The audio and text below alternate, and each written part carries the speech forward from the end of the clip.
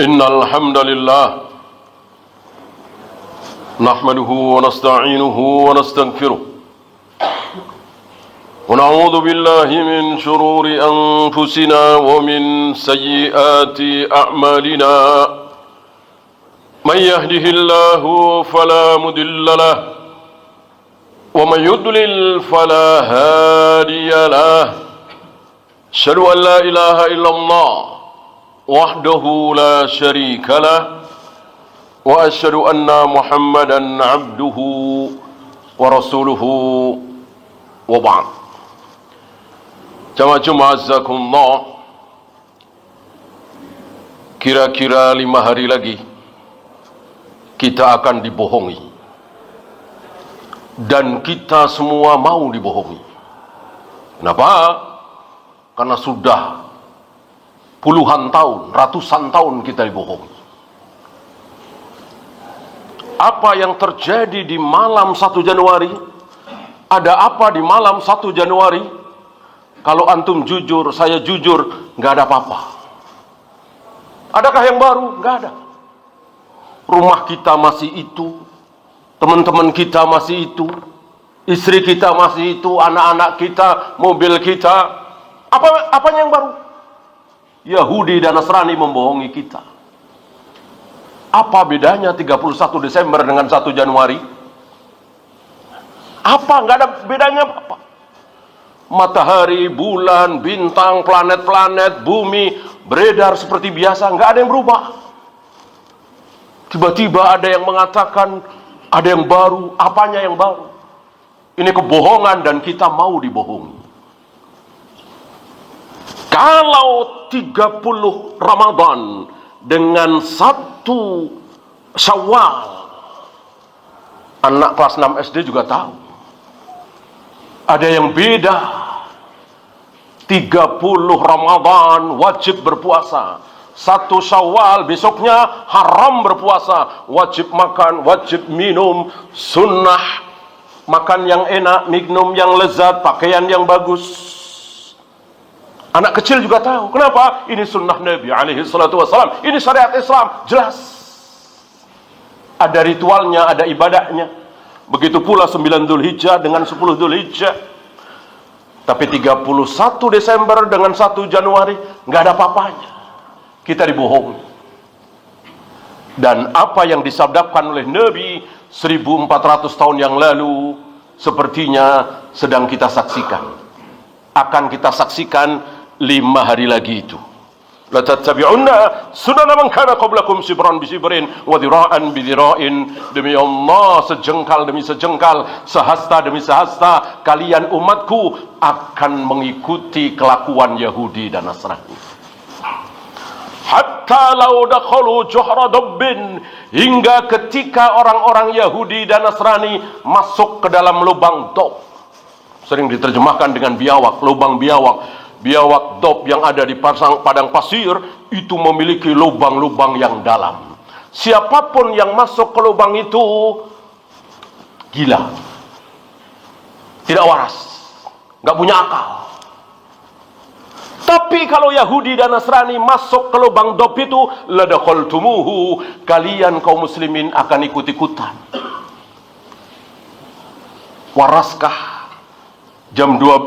Jam 12 malam keliling-keliling jalanan niup trompet, waraskah? Ini kegilaan apalagi jam 2 dan gak ada apa-apa. Kecuali anak kita baru lahir, kita baru nikah, kita baru saja dapat rumah baru, ada yang baru, ini gak ada apa-apanya. Kita ikut-ikutan kegilaan Yahudi dan Nasrani. Niup trompet jam 12 malam, inna lillahi wa inna ilaihi raji'un. Waliyadu billah, na'udzubillah min dhalik. Apa yang disabdakan oleh Nabi alaihi salatu wassalam sedang kita saksikan. Dan ini satu di antara puluhan, mungkin ratusan kelakuan Yahudi dan Nasrani yang diikuti oleh kaum muslimin, karena memang seperti itu.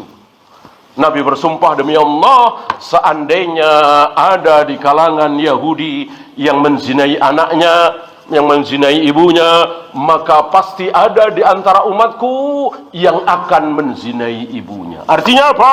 tidak ada kelakuan Yahudi Nasrani yang tidak diikuti oleh kaum muslimin. Shadaqa Rasulullah sallallahu alaihi wasallam. Adapun kalau yang melakukan perbuatan gila ini di luar Yahudi dan Nasrani, suku aborigin misalnya, atau apa, walaupun sama-sama kafir, kaum muslimin tidak mengikuti. Kaum muslimin tidak mengikuti. Tapi kalau Yahudi dan Nasrani yang melakukan kekonyolan itu, Yahudi dan Nasrani ikut.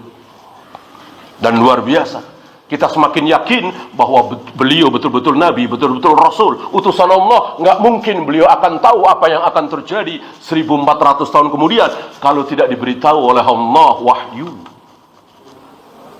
Mungkin antum mengalami, bahkan mungkin mengadakan ngundang 500 orang, 700 orang, gedung yang bagus, ber-AC, dingin, makanan yang mewah, tapi tidak ada satupun kursi.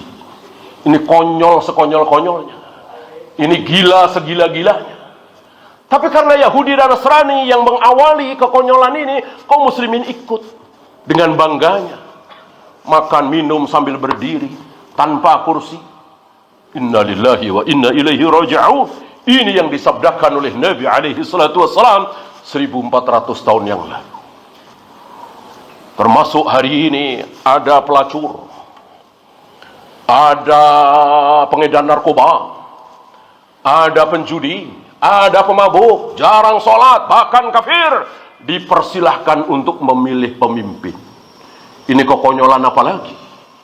Sementara hari itu sekelas Ibnu Abbas, sekelas Ibnu Mas'ud, sekelas Abu Hurairah, sekelas Aisyah tidak dipersilahkan untuk memilih Abu Bakar, Umar sebagai pemimpin. Kenapa? Karena ada yang jauh lebih mulia. Ini sunnah Rasul, sunnah para sahabat, dilupakan oleh kaum muslimin. Kaum muslimin ikut-ikutan Yahudi dan Nasrani. Tidak membedakan antara seorang profesor, doktor dengan pelacur, dengan SD saja nggak lulus, disamakan. Sama-sama berhak memilih, berhak dipilih. Seorang profesor, doktor, ahli di bidangnya, nyoblos suaranya satu.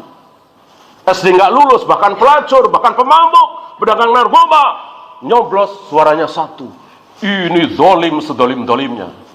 Salah satu kedoliman adalah menyamakan antara orang yang berilmu dengan orang yang bodoh. Itu sedang kita saksikan, sedang kita alami. Aqulu qawli hadza astaghfirullah li wa lakum.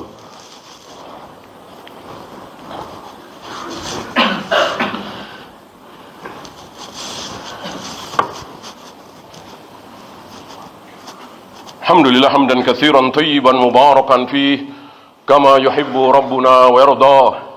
Asyhadu an la ilaha illallah wahdahu la syarika lah wa asyhadu anna Muhammadan abduhu wa rasuluhu wa ba'd.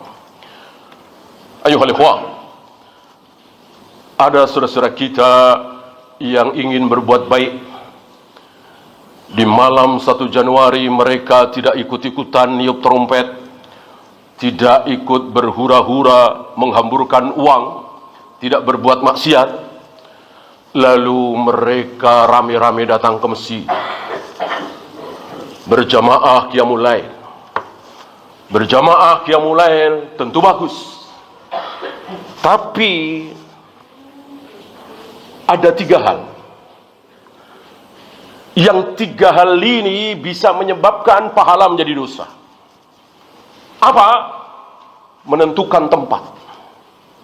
Menentukan tempat yang Allah dan Rasulnya tidak tentukan. Ketika antum mengatakan, meyakini, saya nggak mau sholat kecuali di masjid itu, berarti antum telah menyaingi Nabi membikin syariat.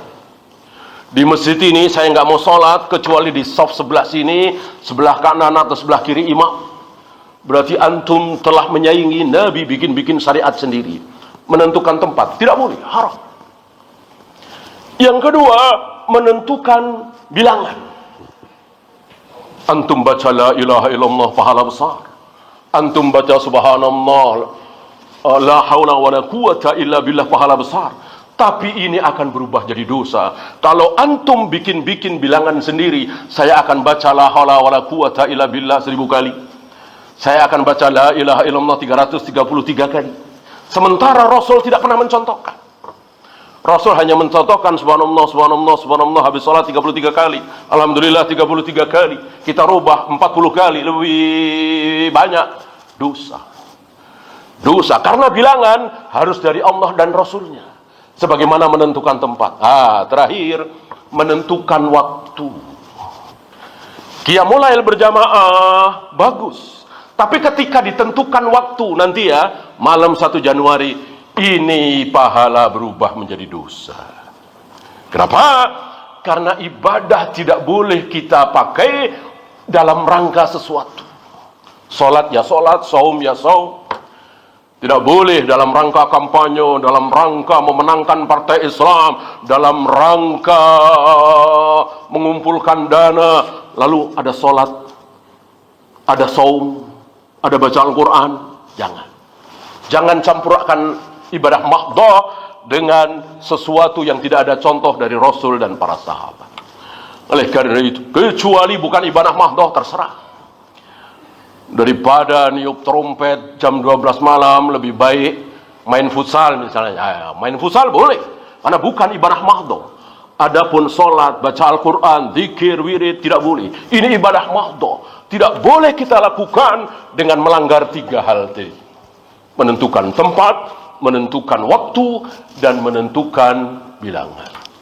Allahumma salli ala Muhammad wa ala ali Muhammad kama sallaita ala Ibrahim wa ala ali Ibrahim innaka Hamidum Majid.